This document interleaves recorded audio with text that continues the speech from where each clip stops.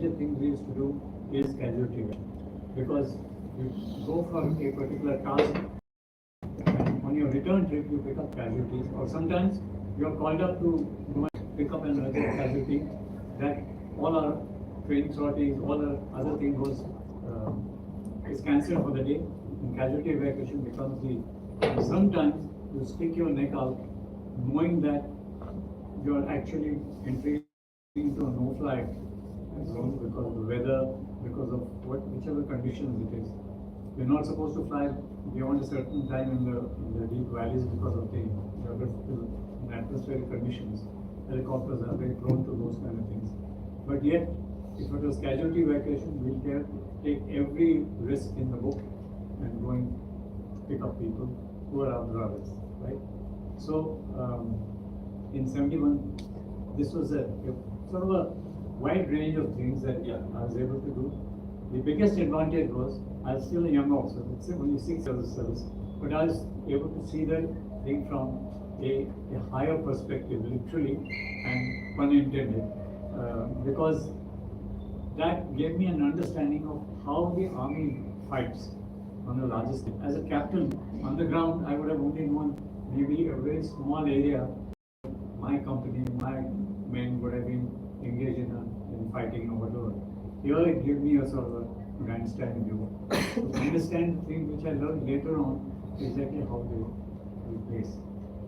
99 was another very interesting year because that was so many years later, and by then I had nearly 60,000 troops under me. And I'm sorry, little wreck.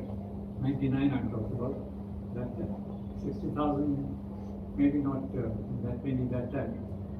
But I still had my division, which was deployed in a notorious place called Kupwara. We were always in the news for the wrong reason. During the infiltration and cross-border firing, all kinds of things were happening.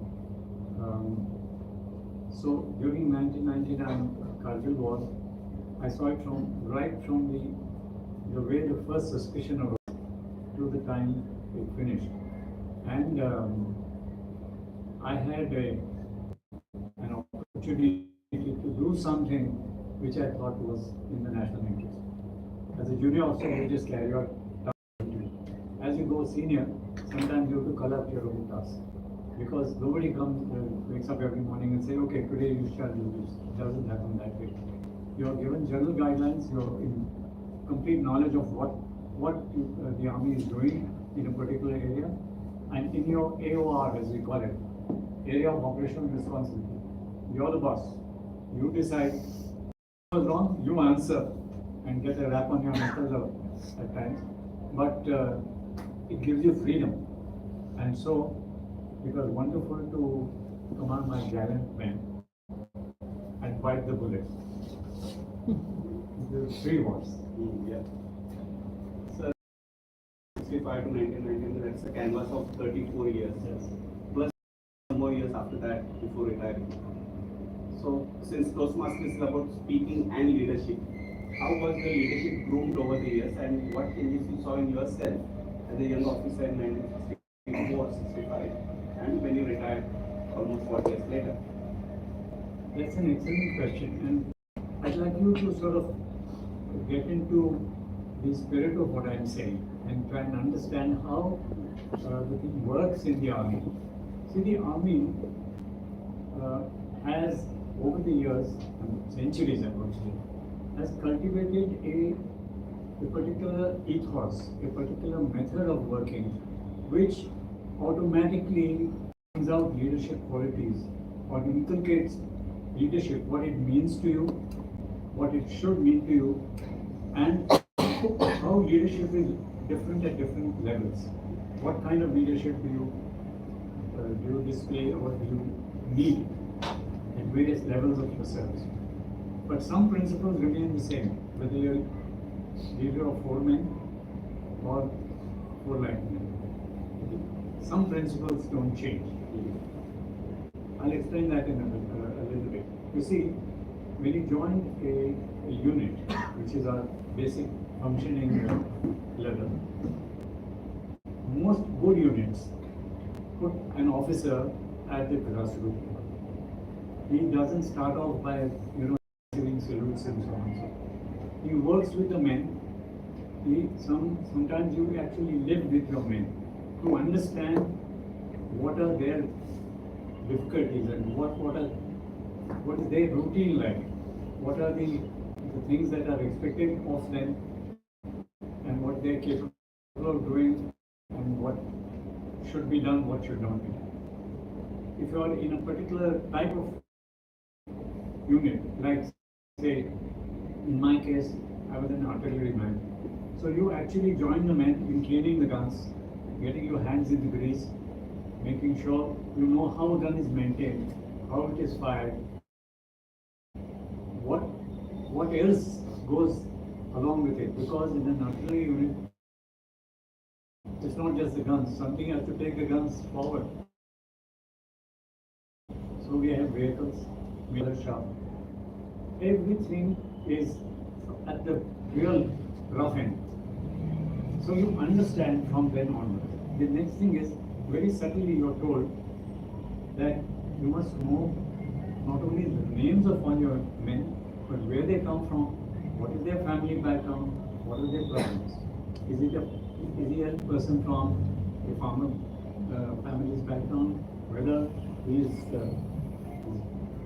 comes from a military family or from whatever.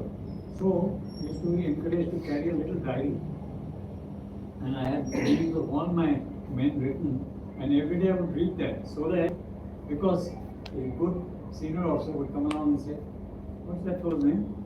So he would say, "Sir, Sipai," in my case, it was Gana Jagdish Singh, sir. "Where is he from?" "Sir, UP Jalawan."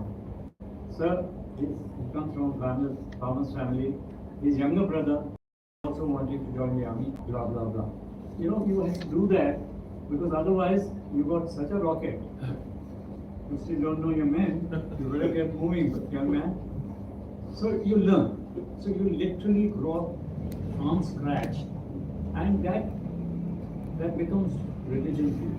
So as you grow up, I have had friends who, infantry battalion, there are 800 men. There's a friend of mine who lives here in Pune. His name is, he also became a lieutenant general. His name is Satish Satpute.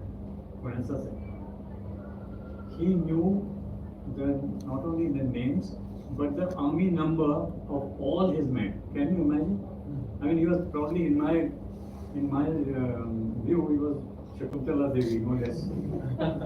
I didn't have that kind of a memory, but you sort of grow up into it.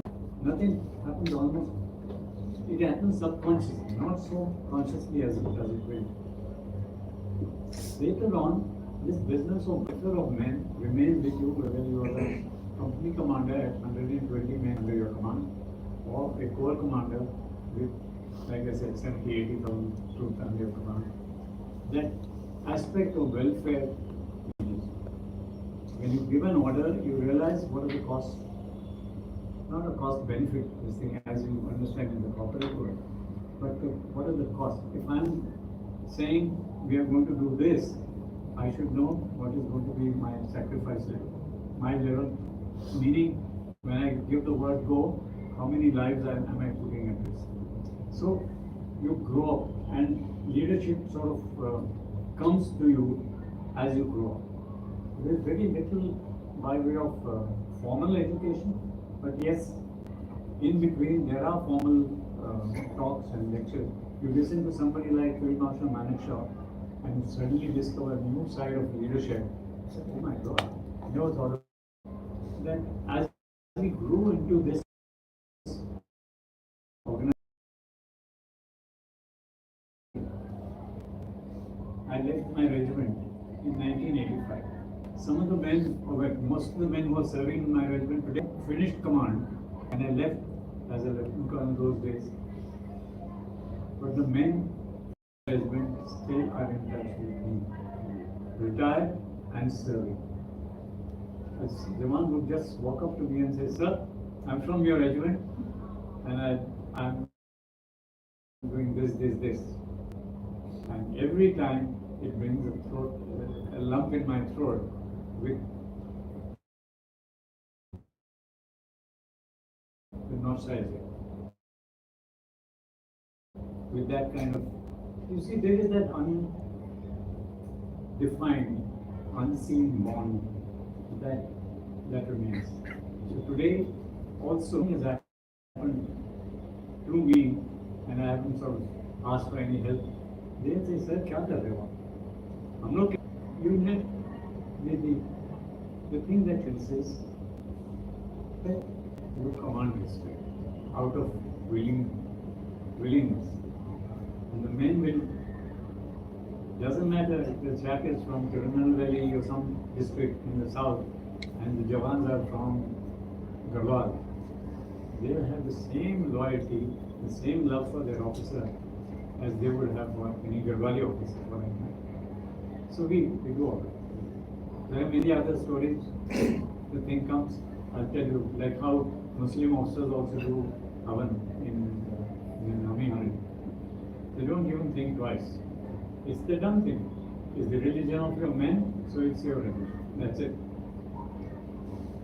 You have also got trained in Australia and USA. So you must have seen army there. And what kind of differences did you notice between Indian Army and those armies at that time? And now with technology, has it changed? Again, another very interesting, very good question. You see, Australia is a commonwealth country. So many things that are prevalent in the Indian Army, which we inherited from the British, are also there in the Australian. So I found a lot of parallels. You know, when their organization, our organization, their rank structure, or even the method of working, a lot of commonalities. And what astonished me more, I'll separate out the two and tell you. The Australian Army, in my view, had a very special attribute, and that attribute was, I suddenly realized, I said, these Aussies have fought in many wars. From the early 20th century, the Boer War in 1918 in Africa, to every war that the British have fought, everywhere, including Vietnam, you name it, Iraq. Of course, when I went there, there was the Iraq war hadn't taken place. But they have taken part in wars and they have battle experience. But the astonishing thing was, not a single war they fought for their own country. They fought it for somebody else. Whether it was for the Americans in Vietnam, or the British in Gallipoli and in Italy and in Turkey, everywhere, all over the world, the Australians have gone. But the same thing happened when we were also, talking. It was a mixed kind of a crowd. There were people from the Royal Australian Navy and they were from the Royal Australian Air Force. I found that they were searching for an enemy. They are like a fortress. See? They have no common land borders with anyone. So there was no immediate threat. Like you see, in our case, we grew up with knowing we have these two enemies. China, Pakistan. Even as a child, you know that say, oh, maybe this will happen, so or we are part of the Western civilization, the Western world. So America's enemies are enemy or British. Seriousness about soldiering is as if they are fighting for their own freedom. So that was quite astonishing, very good. And the other thing I found was completely sincere. They didn't come out as someone who's just wanting a job. The Americans, again, similar, but entirely different orientation. To begin with, at the working level, it was more or less the same experience, the same kind of thing. I was a brigadier at that time, and most of my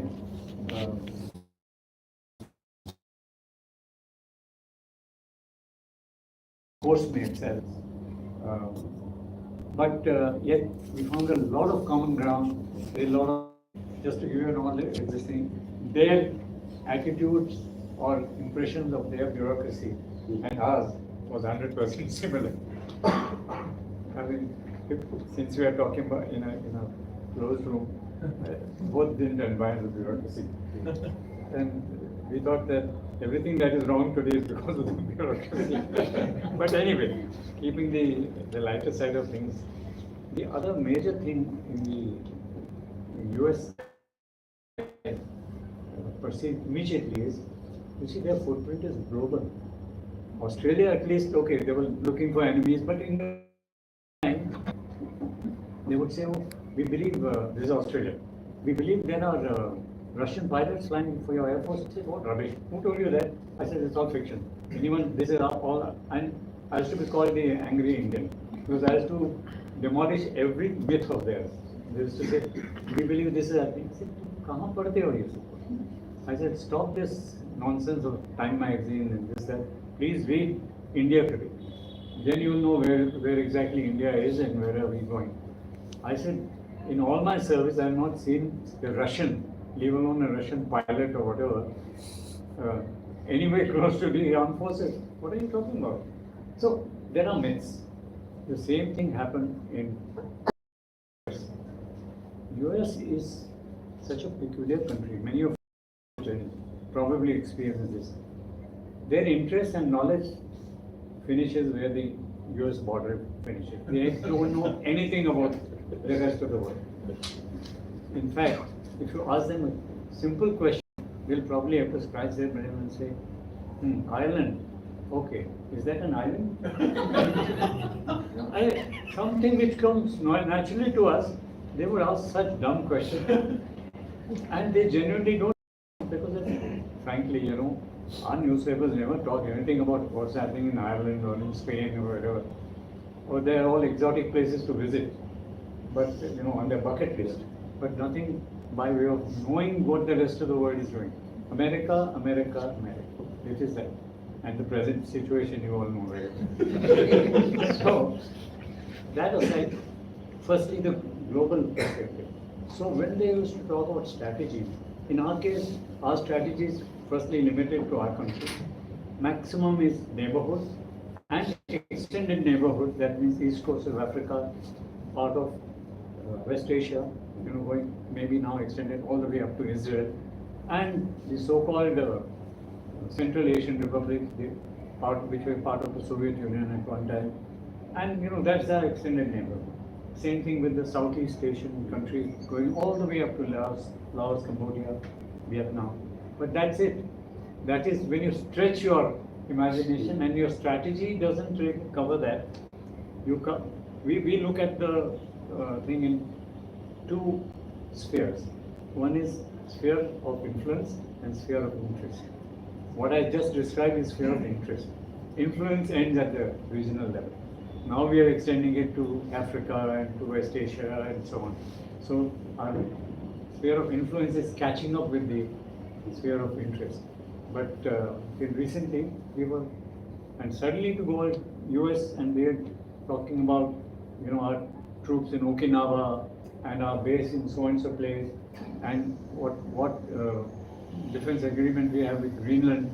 It was this complete, opening of your mind, windows of your mind to understand that.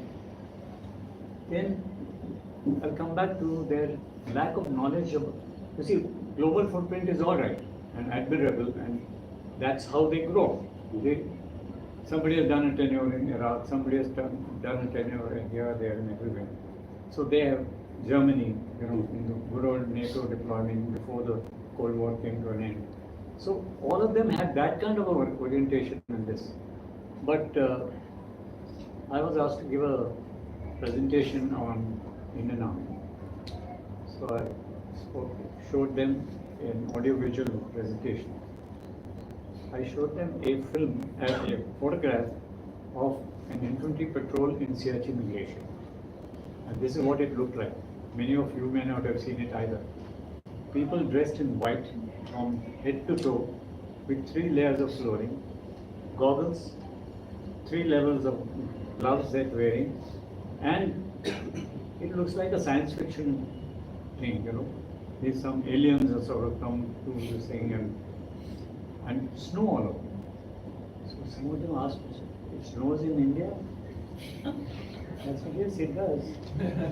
Oh, so, but we thought India is a hot country. I said, listen, in our Rajasthan desert, during summer, temperatures go to 50 degrees Celsius. I said, you guys won't understand Celsius, so I'll tell you, 110 degrees Fahrenheit. They say, anything above 100 is unthinkable.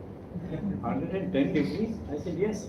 And when you put your binoculars to your eyes, the rubber starts melting on your skin. It's that hot. I said, oh my goodness. And what about this? Is this real? I said, yes, it's a routine infantry patrol in Siachen. And I said, Siachen, of course, is the highest battlefield in the world, but we have many places where comparable heights. And I said, okay, let me give you a perspective of heights. If I tell you that our highest post in Siachen is at 23,000 feet, it won't make any sense to you. But tell me, which is the highest point in US? Serving at heights higher than Mount McKinley. Now, are you with me? Again, total silence. Then I told them, these are the formations that the Indian Army has. We have tank formation, we have artillery formation, this, that, and the other. Oh, you have tanks? I have 3 armored divisions. Almost we compare this, your tank strength and our tank strength is more or less similar. You must be joking, right? I said, no, I'm dead serious. Come and visit us, and then you'll know. Then slowly, the ice started melting, and this more and more receptive, saying, oh my goodness, how little did we know about this. So it was education for them, it was education for me, and it underscored certain differences and commonalities. And difference in technology. An eye-opener for me, quickly called the 94. So the class of 94 was taken Nevada, where they carry out some training. There's an air base there. They have an annual real kind of enemy around depicted called red flag. They were just out of the Cold War period. They used to have American troops into a Russian brigade, and the Russian brigade would act as enemy, and the American troops would train against them. So that excellent capacity. They used to use live fire, but not with bullets, but with electronic laser thing. And they had a system called mills. So if a person actually hit a soldier, his uniform would get an indication, and he would be treated as either wounded or killed. So he was technically not supposed to take part in the exercise anymore. And what it did for the people being trained is data. How accurate was their fire? How accurate were their maneuvers, and so on. So that was a big change in terms of technology for me, because we had nothing compared to that. We did everything as a mock kind of a thing. We of course fired at people, but without big bullets or even any kind of a signature. So that was something I came back with, and I realized how far behind we are in terms of technology. But when we go a little further, I'll have some good news for you. The technology was that was my next question as well, that Colonel Arun Doshi was a member, or known as Dilip to you. Yeah. He visited Indian border recently, and he said that now things have drastically changed and we have almost transformed the border with technology. So some insight on that. Absolutely. The good news is today we are a highly technology oriented armed forces, all three. Even the humble soldier in the Indian Army See, the other two services always treated army as unpad log aate hain, at the Jawan's level. Today, our men are electronically oriented. They can handle just about any technology.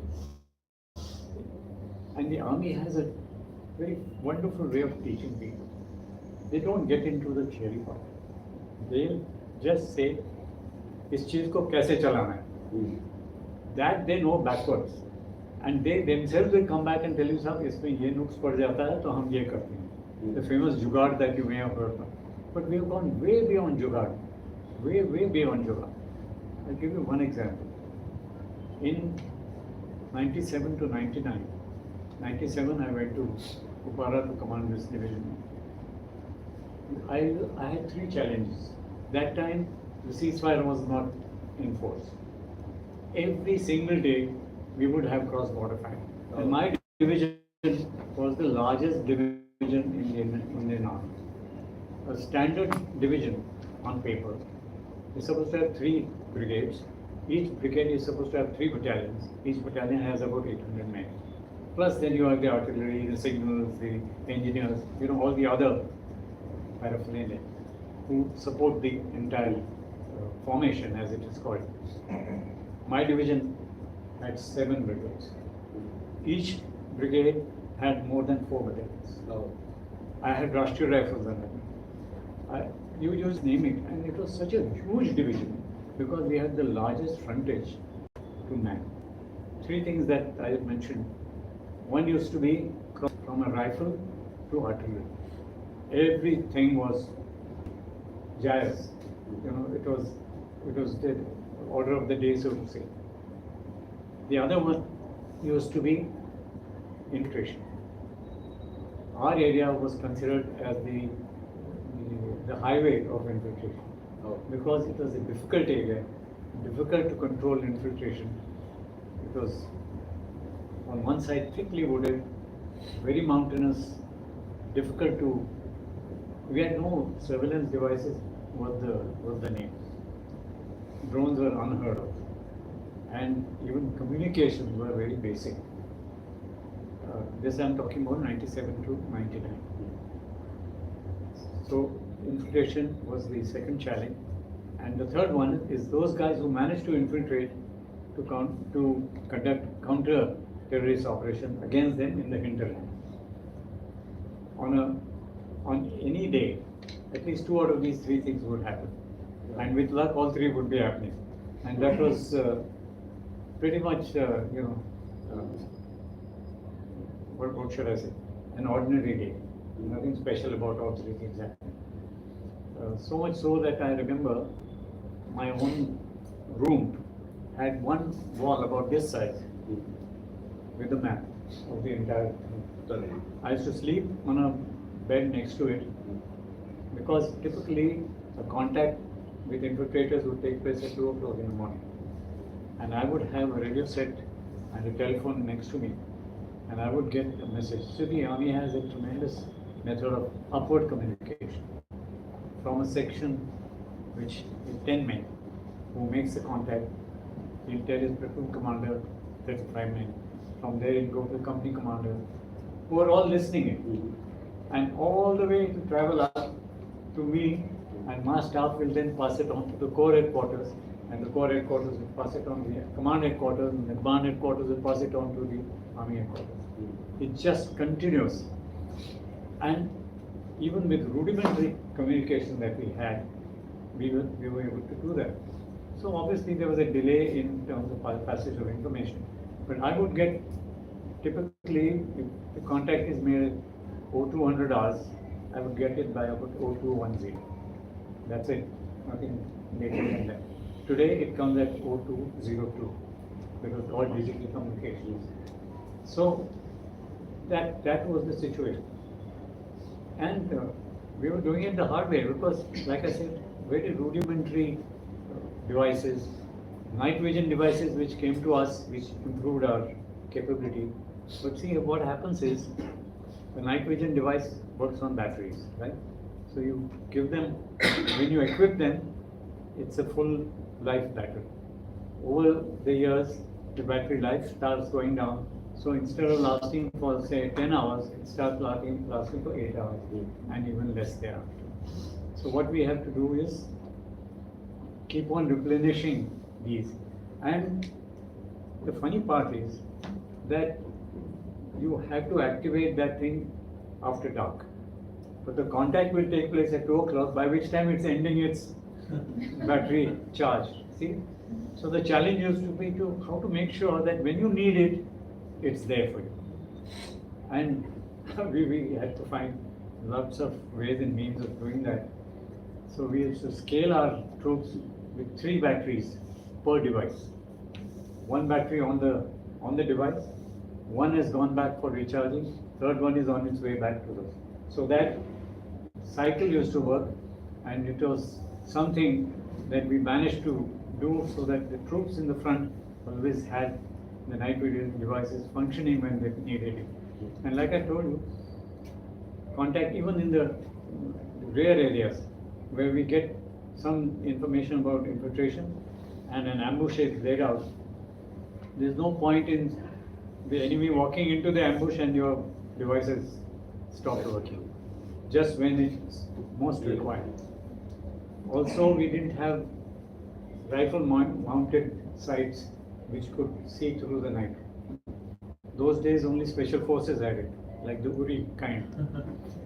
And mind you, all those troops, I had 3 battalions of special forces with me, so I've seen their culture. I'll tell you a few things about how they function. They're just terrific troops. There is no doubt about it. So that apart, from that technology today, you see, after this 2019, when Article 370 was abolished, a lot of things were coming in this. So I said, I want to get a feel from the ground level to say exactly what has been the impact. So I traveled back. This happened on 5th August. I went there in early October. I went back to my division back again, and I said, you guys are doing good work, and I want to know how are you doing this. He said, sir, in your time, you didn't have this, you didn't have that. In fact, they didn't even know that. They said, sir, let's show you a demonstration. So I said, okay. He said, sir, I'll show you how an infiltration bid was tracked from the time they crossed the line of control and how they came across. There is a big, huge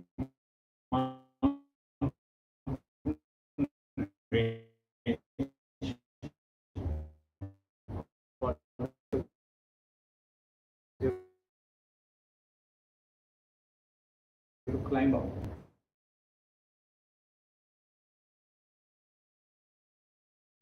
And then on the other side,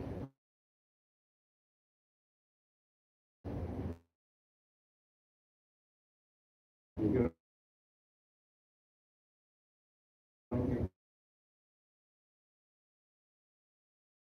climb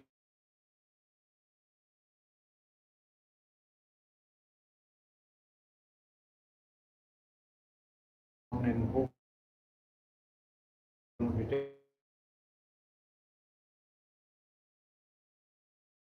it and all that. All this stuff, they know that they are you. How it's shown. 4 infiltrating. They come in, traversing. So the Chakma is on that video. And then, when they come into the killing area, one by one, all are identified. I said, this is like we used to call it eyeball mark 1. This was only your surveillance device was this. There was nothing else. And your binoculars and maybe with like some night vision devices. But marvelous. He said, sir, ये तो 4 थे. हमने 10 वाला भी दिखाना है. Amazing. We had even the communication, digital, state-of-the-art communication, which keeps everyone informed, probably over-informed. I used to say, you have an information overload. I say, yes, sir. That is one of the challenges, but we managed how to deal with it. So just to give you this example, today And that was way back in 2019. Today, that capacity has doubled. Today, it's marvelous. I mean, people are having handheld drones which they are launching. And this is not science fiction. This is not US Army or some Chinese army. This is our Indian Army operating this. Amazing. The bottom line is, our man on the field is still, as he is not dependent on technology, he is prepared to fight the old-fashioned way, what you saw in Galwan. हथियार नहीं है तो इससे भी मारेंगे. He is quite prepared to do that, and strength is because our troops still come from villages. If they come from cities, their attitudes will be quite different. On that note, the next question is about this attitude of the government now, घर में घुसेंगे and मारेंगे, with Uri, Balakot, and now Sindoor. So, what do you have to say about that? Has the Modi government changed the perspective of army towards themselves and towards the enemy? Are they more confident now to go and? The short answer is yes. This government is prepared to take calculated risks. I won't say that they don't get political mileage out of it. They do. Political parties by definition do that. Whether it's here or in South Korea or in South Africa or anywhere else, politicians' first aim is to get elected and the second aim is to stay elected. Baki sab baad mein. Which we understand. But within that, there is that extra thing where, you see, here again, I'm very fond of giving a sort of a scientific explanation to this. Many of you must have heard of the Pareto's principle. Pareto's law, Pareto's principle. 80-20. 80-20. Where 20% people do 80% work in any organization, give or take maybe 5% here and there, and 80% do 20%, right? So, the same thing is with this law. You will find that if you count the, if you really put your mind to it and say, ministers who are doing good work, you'll probably think of 5, 6, not more than the fingers on your 2 hands, right? If you see their total strength in the parliament or even the cabinet, I don't even know how many ministries there are and how many ministers of state and how many ministers of without portfolio and this, that and the other. There would be, okay. So you take that 100 as it is. If you can't go beyond 10, you really scratch your brain and say maybe 15. But let's take that as 20. The rest are only told, फलाने दिन cabinet session या अपना parliament session है, जब ये सवाल पूछा जाएगा ये ग्रीन बटन दबाना. But they also serve because that's democracy for you. It is not the rule by the elite. It is the rule by the people, the majority. You see, and the majority in any society they say, I'm not a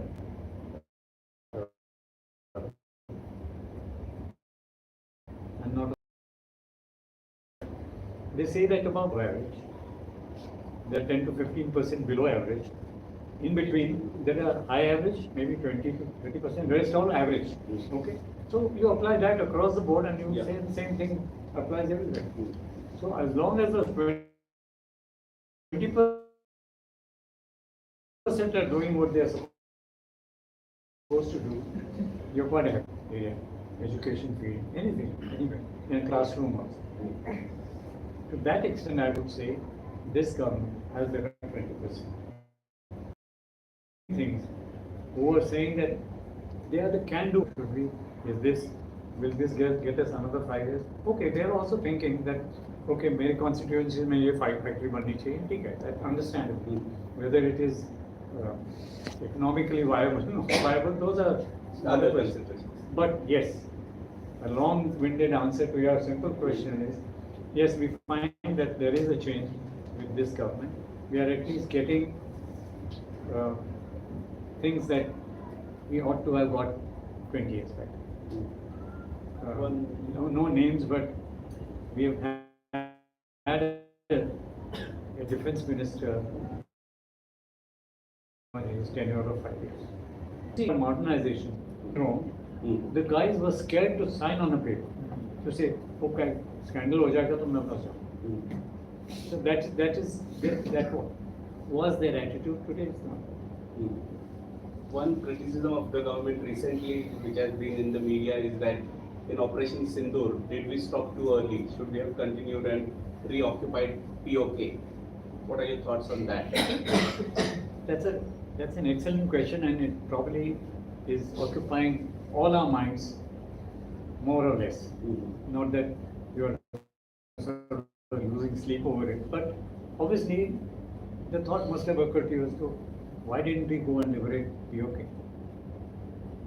Let's be realistic. Number one, it is not possible to liberate POK with the kind of operation that we should be doing. I'll come back to that rationale a little later. But let me come back to how Sindoor was planned and how it was executed. You see, in the armed forces, we learn as a basic premier, not premier, a primer, as principles of war. Principles of war were coined way back before Second World War, but most of them hold good now with minor differences, minor change in their definition. The very first principle is selection and maintenance of aim. Once you select your aim, that's to focus. Karna kya hai? Ye karna hai. So everything thereafter that you plan and want to do, you have to ask, you go back to this and say, does this fulfill my aim? Am I overstepping that aim? Am I going beyond the aim? Unless it's a incidental benefit that I will get from it, I don't count it. Let that count, because for which I don't have to do anything extra. The aim of Operation Sindoor was to send a message to Pakistan that this is as far terrorism goes and no further. We are going to hit you back. Anytime after this you think of another Pahalgam, this is what we are capable of doing. So it was to hit the terrorists. That was the only aim, nothing more than that. All that happened to the air bases and all that, I'll come to that in a moment. But the aim was to hit terrorist bases and to show that this is how we are capable of hitting back and this is how we will hit back. That's why they Ghuskar Marenge. And mind you, the impression that many of may have got from the attack on Bahawalpur and Muzaffarabad was that all these terrorist camps were hit by missiles and BrahMos and this, that. No. Out of the 13 terrorist locations that were hit, these two were hubs which were in civilian area and large areas. It was a proper building, and terrorists used to be recruited and trained and all kinds of things, almost like a small academy. So they had to be hit with missiles, and they were deep inside, right? Bahawalpur is 100 kilometers inside. So they had to be hit by those. All others were training camps and launch pad from where the terrorists, finally are launched to infiltrate. They were hit by artillery. Artillery with what we call precision munitions and loitering munitions. Today the artillery has weapons where the shell doesn't just take off from the gun, go and burst somewhere. Wherever it is directed, it will beautifully go and burst, and anybody in that area will suffer damage or get killed. These are smart munitions where they are specifically guided to a particular target. So once it gets up, the laser in the nose cone, it has a laser device which actually finds out where that thing is and guides itself to that place. Oh. So it is no longer just a munition which is thrown and we have no control on it later. Normal cannon. Yeah, this is something which actually, the other ones are loitering munitions, which one type of munition, I'll give you an example. When it goes up and bursts, multiple explosives come out from it with small parachutes, and they, while they're descending down, they look for the target for which it is aimed and homes onto that. So they become nearly 100% effective. Nearly, because there's no such thing as perfect. There are always errors in guidance and this like that. But way ahead, way ahead. So that is why we were able to see knowledge of where they are. We have, but every time we don't do a URI to go inside and destroy that, come back. This is one way where, without crossing the line of control, you could do the same thing, and in the process send a message that you are not hidden from us. We know where you are, and we're going to hit you. So that was the. Then what happened was, Pakistanis had to do something to save face to their own people. So they sent, if you remember, after Balakot happened, the very next day the Pakistani air raids took place. Their Air Force planes came inside and bombed some places and all that. So, sure enough, true to their tradition, the next day launched their Air Force against us. But they got a bloody nose, in the sense, our antiquated air defense systems, which have been modernized with local knowledge and local technology, were found very effective. So they did that. I'm not going to take a lecture on how air defense is planned, but you will understand that it's planned in layers. If this is the thing I want to defend, there's a close air defense, there's a slightly longer one, and the longest range one. Okay, and then there are devices to detect an intrusion and then track it. So it is detect and direct and destroy. That is how the air defense works. So that was one. And once that was done, then we said this is an opportunity not to be lost.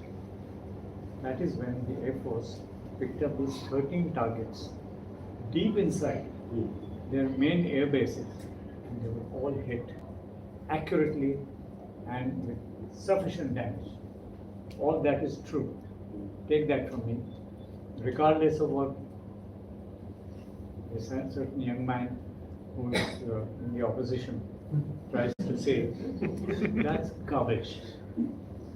I'm telling you from inside that they were all, you see, after all, if let's say a Rafale has been destroyed by the Pakistanis, that wreckage would have fallen somewhere. Now tomorrow, let's say, if there is an accident, you have a very active airfield here, with Su-30 MKI operating from here. Suppose there is an accident or a helicopter accident, it will crash somewhere. The villagers will come running from all corners of that landscape, and they will be. You can't keep that kind of thing a secret. कुछ तो गिरा है, कुछ हुआ है, दुश्मन का था, हमारा था, क्या था, कोई मरा तो नहीं है. Things are there. This is what happens at the ground level. But any such story, there is none. None of this has happened. Perhaps I'm not going to tell you what actually happened, but we had methods of making sure that our aircraft are safe. But that you'll probably hear after some time, when it becomes common knowledge, when it is declassified. Yeah. On the other hand, what we hit that side was absolutely honest truth, because we have a thing called post-strike damage assessment. Okay, PSDA.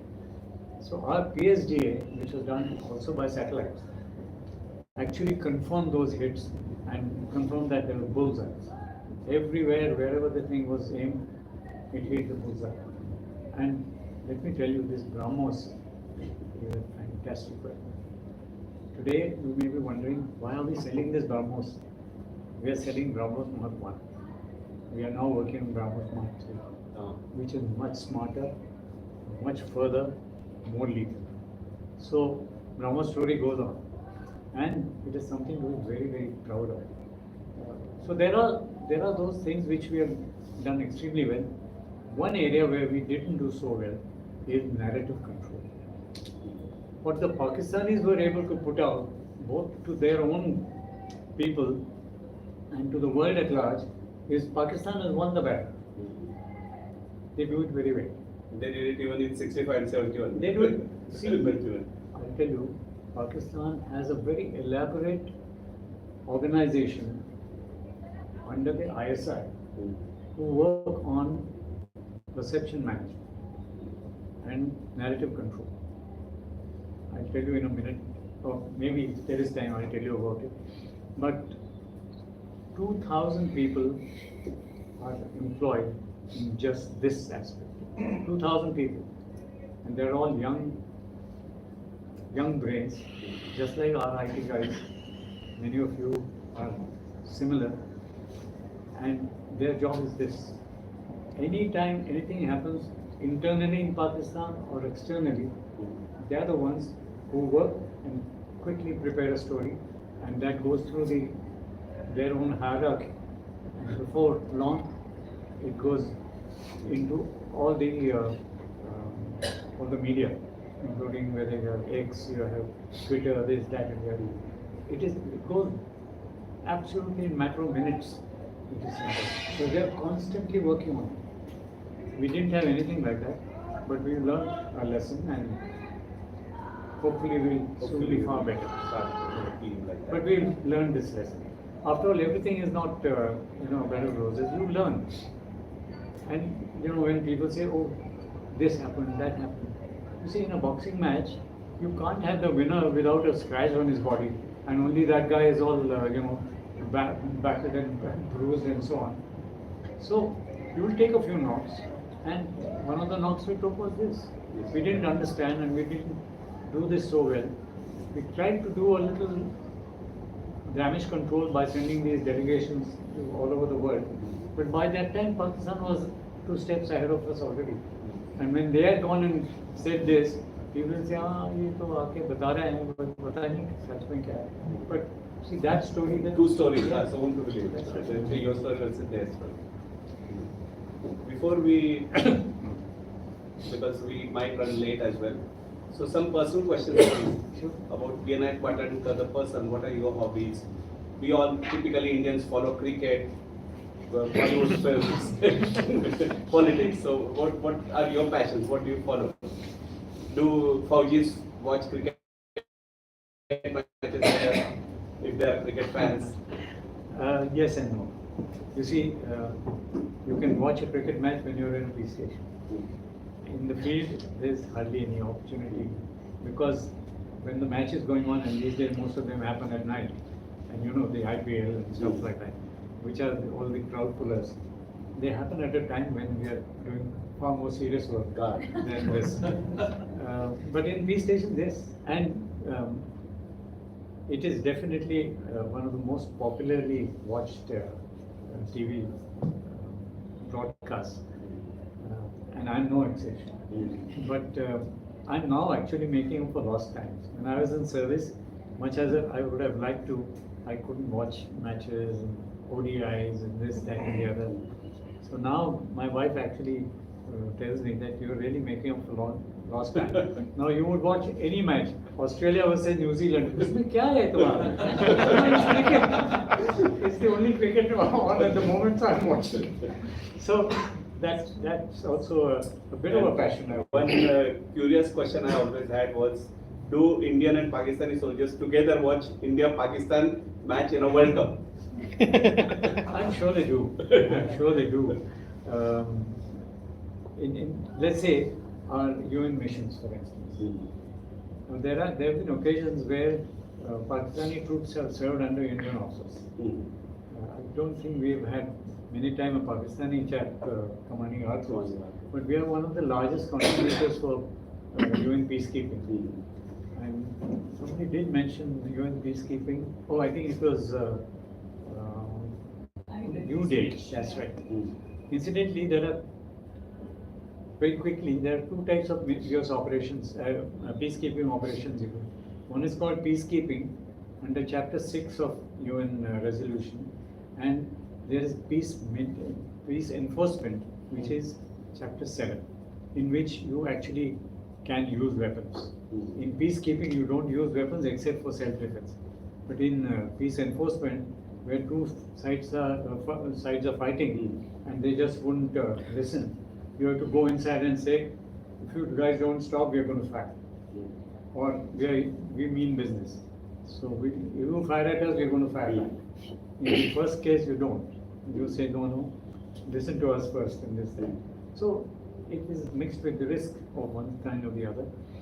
But yes, on such missions when both troops are together, they watch. Let me tell you one more thing. At the grassroots level, there is no enemy. But if you meet a chap across the border, yes, he is enemy. एक गोली एक दुश्मन, उसमें कोई doubt नहीं. But in more relaxed circumstances, वो अपनी duty कर रहा है, मैं अपनी ड्यूटी कर रहा हूँ. He is fighting for his country, I am fighting for my country. That understanding is there. Where we excel is our men have a much higher moral ground. They don't have such inhibitions about morality. They can be brutal, very brutal. As we saw during Kargil also. We treat their prisoners with the dignity that is due. Many of their prisoners have said, कि साहब ये medical मेरा यहाँ होगा, operation भी करेंगे. अरे ये हमारे उसमें होते तो गोली मार के खत्म कर देते. Whereas we say नहीं, you are now injured, you are a sipahi. You will be treated just like an Indian soldier would be treated. So for them it's a culture shock. They are brought up in a different atmosphere with, I hope I'm not causing any discomfort to anybody's thinking, but our soldiers deal with opposition while the fight is on. Thereafter, that sort of thing doesn't happen.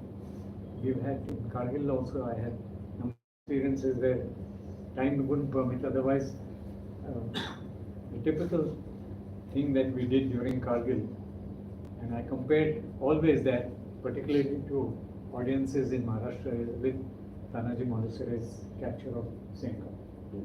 Exactly a similar situation, where exactly one young NCO put his hand up and said, "Main karunga sir," and he went up. And exactly like Tanaji laid down his life, this particular child unfortunately died, but having accomplished the mission. And we went and established our post on the line of control where we had nothing before. So there were such stories of sacrifice, of commitment and so on. But like I said, the attitudes on both sides differ. So one question about war films, since you gave a speech about that. Do you watch war films and do you laugh when they show some inaccuracies in it? I've done with the laughing because there were some amateurish efforts. Now they're getting a lot better. You see Uri, They consult. you see Lakshya, yeah. These have, now even Sher Shah, they have come far closer to reality than what the earlier were. Earlier ones were, God knows what they were. Okay, one question which I have to ask you was about the human approach that you utilized in dealing with insurgents as well as terrorists. And can you share some example of what was the result of that and how things This is going to be a tough one because there is so much to say. I'll try and abridge it into exactly in terms of principle and in terms of execution how to do this. You see, when I took over this large division, like I told you, so many, it was very, very active. 24/7 activities. कहीं ये operation हो रहा है, कहीं वो हो रहा है, कहीं गोलाबारी हो रही है, कहीं कुछ हो रहा है. I watched that, I visited troops on the ground, and I realized they are well briefed, they are well motivated, they know what is to be done. So when I came back to my headquarters, I said, what do I have to do? I don't have to do any physical fighting. I mean, God forbid if the general officer commanding the division has to do his fighting, something is seriously wrong with our own deployment. So I said, my job is to make sure that the man in the field doesn't have to look over his shoulder for what he needs. So logistics, support of every kind, fire support, ammunition support. So logistics and support is one aspect. Second is motivation.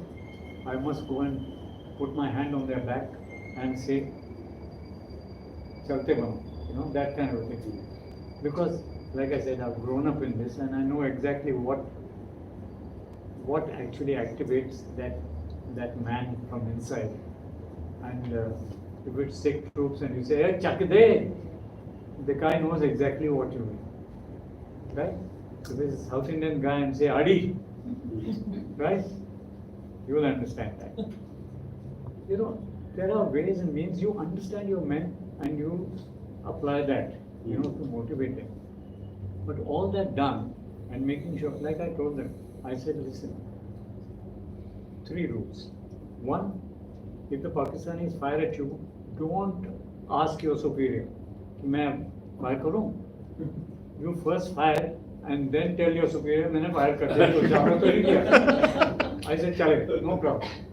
Because way back in 71, when I was again posted near Uri, I was a staff officer, but those days in the similar agreement spirit, the Pakistan used to fire, even breaching that, because they had that frustration कि हमने surrender किया है इनको 71 में हमारा मुल्क चला गया ये वो. So that frustration would come out sometimes at the eyeball, like to eyeballs. They would fire, and our orders at that time, with whatever government we had at that time, was such that you had to clear with your higher headquarters whether you can fire back. Which is stupid. But then, and it was such a negative thing for the morale. I mean, if a Jawan says, ऊपर से हुक्म आने पर fire करेंगे. And those guys, there were posts where one could shout across to the Pakistanis. Those guys used to say, Indira Gandhi को पूछ के आना, fire करने के लिए. They knew exactly what the attitudes were or what the regulations were. I had that be in my pocket. The first thing I told them, तुम fire करो, पूछना मत किसी को. If they fire a rifle, you fire a light machine gun. If they fire a light machine gun, you fire a medium machine gun. You fire medium machine gun, mortars. If they fire infantry mortars, we'll fire artillery on my orders. Because that is escalation which you guys can't handle. I'm paid to handle it. So I said, let me also join the celebration in firing. So I said, kuch to mere liye chhod do. That was the first rule.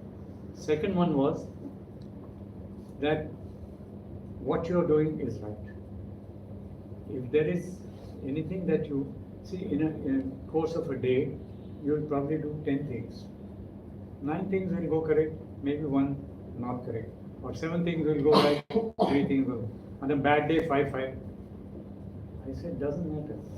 What I want you to be guilty of, if you have to be guilty of not having done something correctly, be guilty of commission, having done something and not done it right, than omission. Omission is not accepted. If you don't do anything, I'm going to kick you. तुम करो, ज़्यादा से ज़्यादा मैं कहूँगा कि तुम क्या यार, वो इतना फायर कर रहे थे, तुमने पूरा तोपखाना चला दिया. That is all. And I used to get some time my boss used to be unhappy with me. He said, बहुत फायर करते हो. Your chaps are, very trigger happy. ऐसे नहीं से कहा तो वो देते हो. And if there is time, let me give you an anecdote. As part of this track too, we used to meet these Pakistani chaps across. Similarly, we used to sit like this. They're retired Pakistan Major Generals. In one of the coffee breaks, one of the Major Generals comes next to me and says, we of course knew who the other side guys are and what their background is. Somebody was an ex-ISI guy, somebody was this, that and the other. So we knew each other. कि हमारा इतिहास क्या है. So this chap comes to me and says, sir आप शायद कुपवारा में थे, नहीं कश्मीर में थे. ऐसे हाँ शायद कुपवारा में थे. ऐसे क्यों यार जोक कर रहे हो, तुम्हें भी पता है मैं कहाँ था, तुम्हें भी पता है कहाँ थे, लेकिन बताओ बात क्या है. He said, sir आप बहुत फायर कर. I said, कहाँ थोड़ा हम करते थे तो. He said, sir hold on. before you go any further, I was a brigade commander. He was the major general that time, retired as a major general. He said, sir, I was the brigade commander opposite you. And you blasted my brigade headquarters also. Before that, because you know, affair, as you go higher, is to get into the mind of the opposite commander. You have to break his mind. You don't have to go and shoot him. You have to break his mind. You have to dislodge his battle plan. Do something that he has not expected. See, you say that if I do this, the enemy is likely to do 1, 2, 3, 4. You do number 5. That's when he gets mentally dislocated. If you've done that, half the battle is over. You don't have to sacrifice your men and your ammunition and your blood and sweat. So that is what I used to say, that you guys do something. And let's see what it does later on. Number of times we used to get intercepts to say, "Sir, ye sare pagal hai, kafir." You understand what I'm saying? Yes. Ye bahut fire karte hain, sir. And he tells him in Punjabi, try and understand what I'm saying. Very simple. It's almost Hindi. He says, "Sahab ji, ਇਹਦੇ ਨਾਲ ਤੁਸੀਂ ਪੰਗੇ ਮਤ ਲਓ ਜੇ तो ਤੁਸੀਂ ਪੰਗੇ ਲੋਗੇ तो ਸਾਡੀ ਲਾਸ਼ें जाएंगी यहाँ से don't mess up with these guys, they are mad, these Indians are mad." And so this is what he tells me. He says, "Sir, you fired on my brigade headquarters, nobody had done it." I said, "Yeah, I'm not familiar with this." But he understood and I understood. So in my heart of hearts, I said, doesn't matter how many times my boss was unhappy with me, I did the right thing. Can we extend by another 5 to 10 minutes, Mr. President? Is that okay for all of you? 15 minutes. Okay, so we'll have one question by Rabin and then I have a question about spies. So Sure. these two we will take. Rabin, your question please. Be brief if you can. I actually sent it to you, so Okay. I'd like to read it out. I have it. Yeah, because I framed it well before writing it to you. Okay.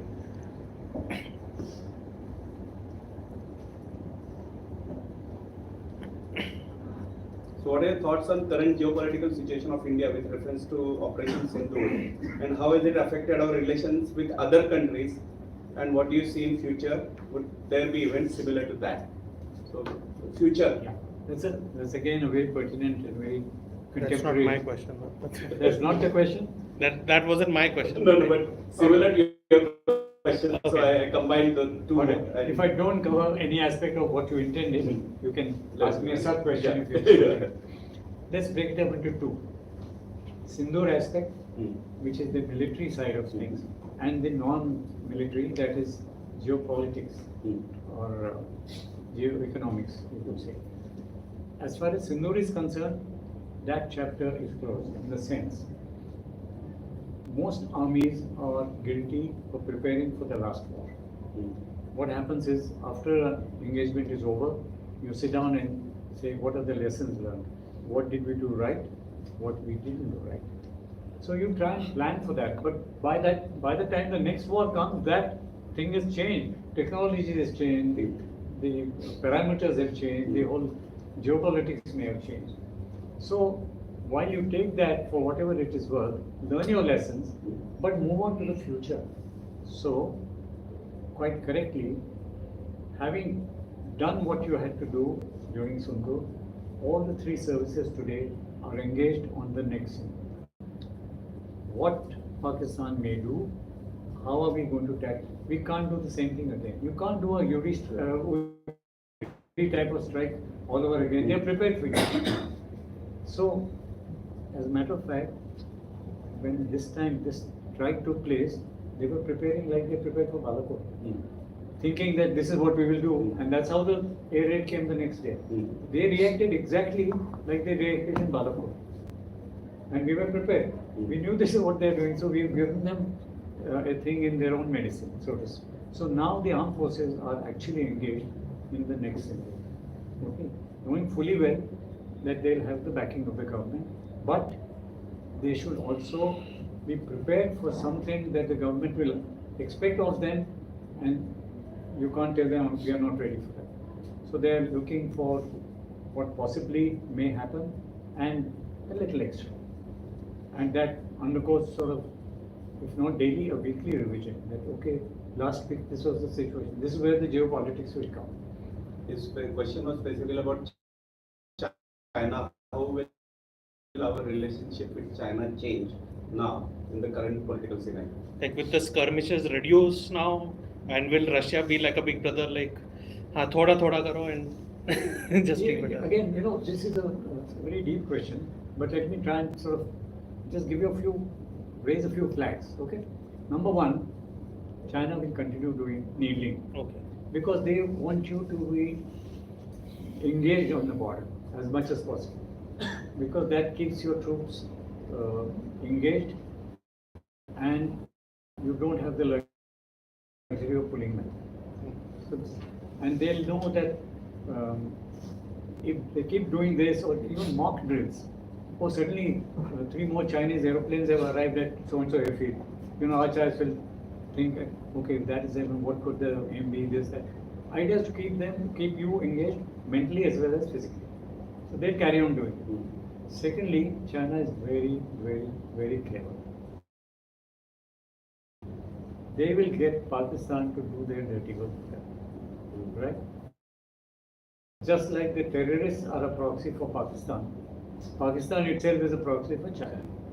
So Chinese problem. So as long as they do that kind of a thing, they will carry on doing it. And elsewhere, like from Galwan, or I would say from Karakoram, all the way to Along, all that northeastern border, they will keep it active by little move here, little bit.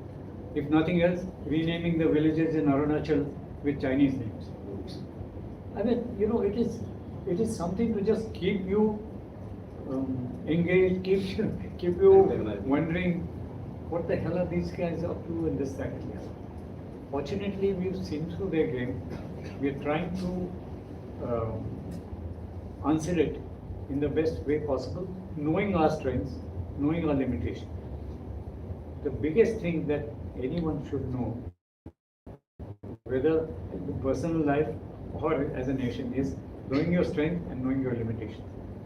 That brings me back to the POK business.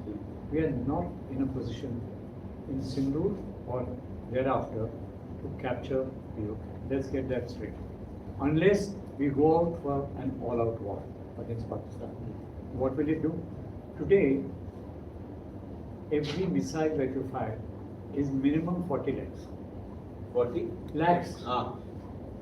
So, let's say you fire 100 BrahMos, count it, just for that one strike.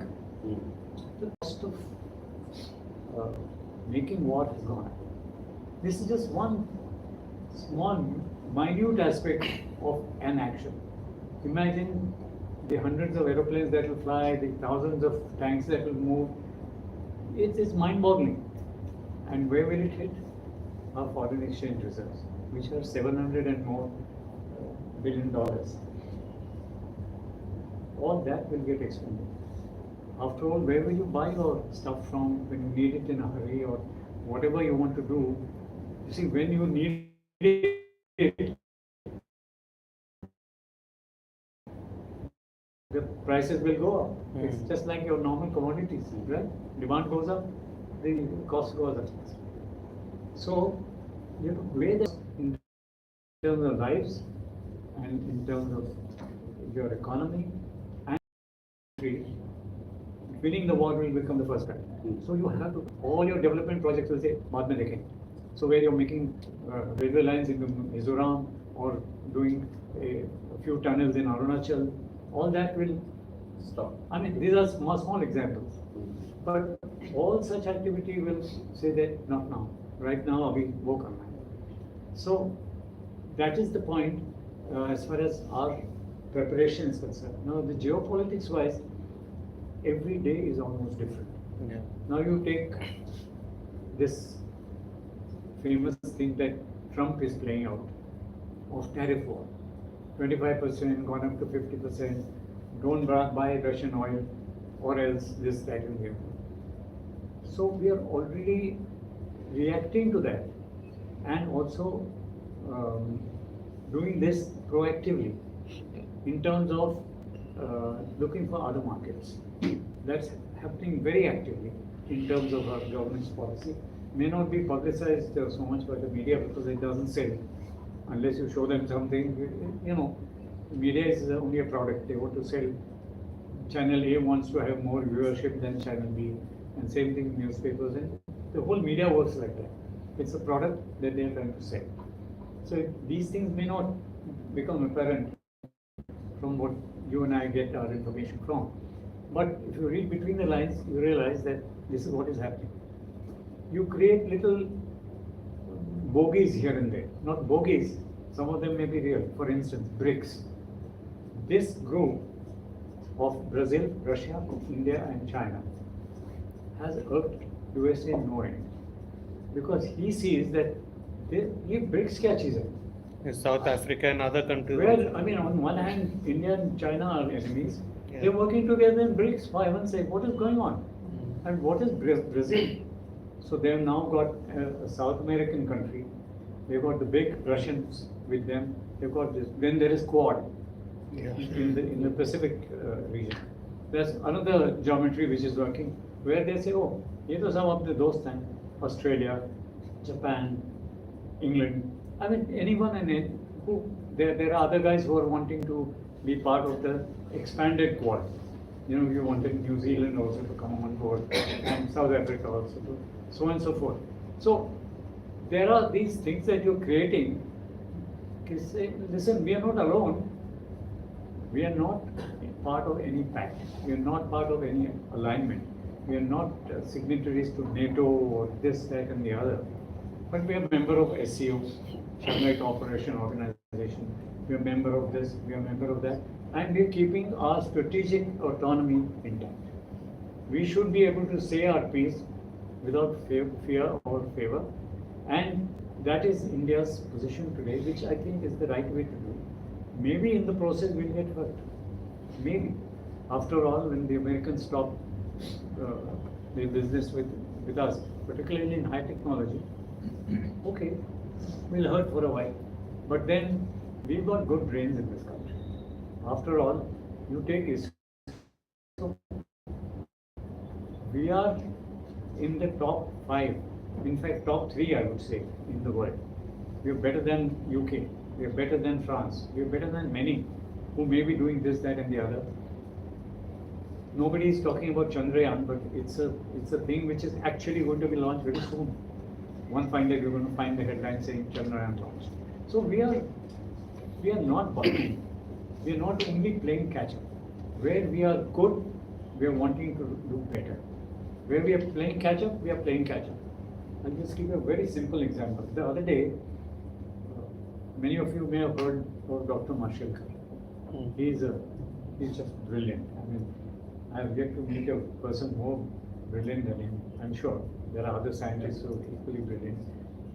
So he and I, we were on a conversation on something. I do some work with Pune International Center on national security. So in that context, you know, he was saying, read this paper. It's a 2-year-old paper made by some scholar in Australia. He has done a survey of 64 current frontline technologies. 64 of them. AI वगैरह सब है उसमें. Okay. Computer related technology, biological, innovation, this, that, 64 of them. And he has said, which are the 5 top nations in those technologies. Out of those 64, I think China appears in all 64.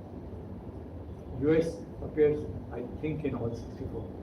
I can't say the same thing about the so-called other big powers who have the veto right and in the Security Council, like UK, France, Russia. But Russia is also in many of those technologies, but not all. China is way ahead. And in that, there is gradation. Number 1, number 2, number 3, and that. I want a wild guess from all of us. In how many technologies do you think India features? Just a wild guess. Out of those 64? 50 or number 5. Very close. 49. And in that, we are not number 1 I think, in more than one or two maximum. But we are number 2 in quite a few, and 3, 4 in many. So, give yourself this confidence that we have that kind of capability in this country. Idea is to put your mind to it, give them the resources, give them the funding and the support that they ask for. Startups, for instance. I mean, this is a success story. The number of startups that have gone up exponentially in this country is better than anywhere else in the world. Not all of them are successful, but the point is, this is where you want to stand on your own 2 feet and say, that's the only way people will respect me. If I'm only assembling iPhones, I'm not a manufacturer of iPhones. So don't start gloating that, oh no, we come to all over the world.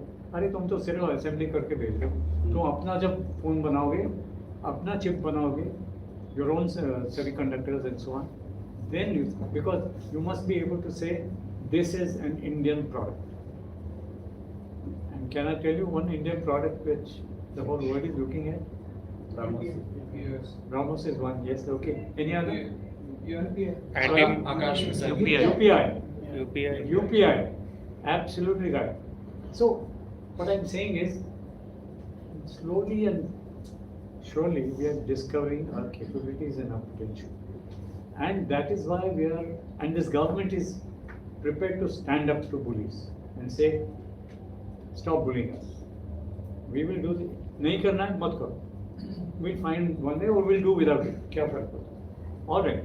Our development progress will go down. What we are guarding like our own home and earth is economic development. That is one place where we don't want our economy to get hurt. Okay? So that is where you'll find, if any compromise is made, it will be only to safeguard economic progress and economic growth. That's the only area. Everywhere else you'll find this is not happening, that is not happening, they are not giving us engines for our Tejas. Okay, we'll try and see, we'll do a lesser capable engine. Or we'll do it, or one fine day we'll develop our own.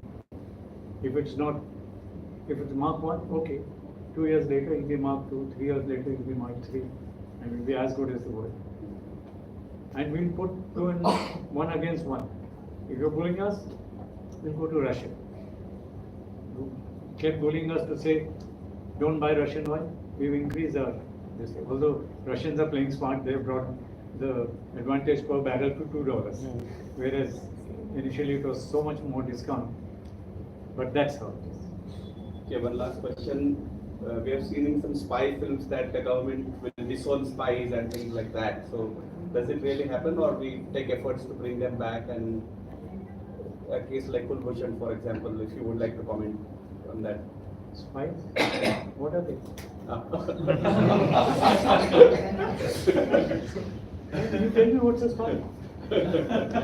Okay, we got done. Okay, it has been a delight to interact with you, and I'm sure many of us have many questions in our mind. Sir, would you kindly wait afterwards for some time so that people can interact with you over tea, coffee, and snacks? It'll be my pleasure. Yeah. Okay. And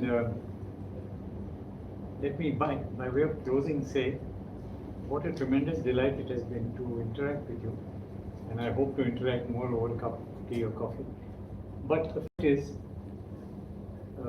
and I'm not trying to play the big brother, but despite our age difference, every time I interact with the now generation, which is you all, and the next generation, which is sitting at the back with stars in their eyes, rightfully, I feel a tremendous sense of pride. My heart and my chest swells up with pride and with not just hope, but with conviction that we are going places. Jai Hind. Jai Hind. Jai Hind.